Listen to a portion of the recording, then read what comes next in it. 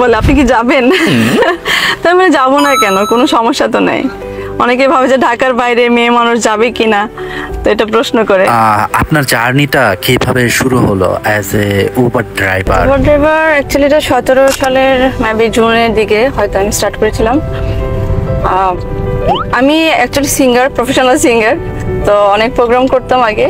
তো আমার ছোট বাচ্চা যখন পেটে আসে আমি একটু অসুস্থ হয়ে যাই, পুরো 10 মাসই প্রায় অসুস্থই থাকি, কারণ ওই যে পিত্তে পাথরের একটা ইনফেকশন হয়ে গেছিল ওর সাথে সাথে। তো আমি গানের জগৎ থেকে একটু দূরে চলে যাই তখন।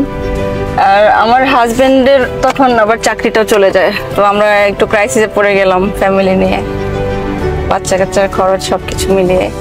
দেন আমি চিন্তা করছিলাম যে গাড়ি আছে যেহেতু, গাড়ি কি বিক্রি করে দিব কিনা বা কোনো জব নিব কিনা, কি করব, আসলে সবাই খুব এটা নিয়ে চিন্তা করছিলাম।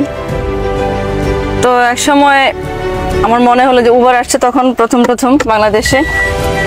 তো তখন আমি ভাবলাম যে তাহলে আমার যেহেতু গাড়িটা আছে, গাড়িটা বিক্রি করতে হবে না, কিছুদিন আমি একটু উবার ড্রাইভ করি।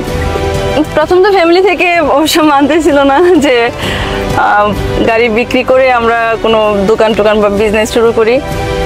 তো আমার শখের গাড়ি ছিল, খুবই পছন্দের, তো আমি বিক্রি করতে চাচ্ছিলাম না। তারপরে বললাম যে আমি কিছুদিন চালাই দেখি, যদি কোনো প্রবলেম হয় মানে বলো যে ড্রাইভ করবে, আমি নিজে ড্রাইভ করি সেটা আলাদা, কিন্তু যখন যাত্রী উঠাবো তখন একটু ভয় পায় ফ্যামিলি থেকে।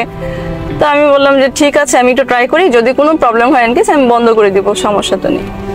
তো ওখান থেকে আসলে শুরু উবারে, তখনই চালাচ্ছিলাম, ওইভাবেই চলছে এখন পর্যন্ত।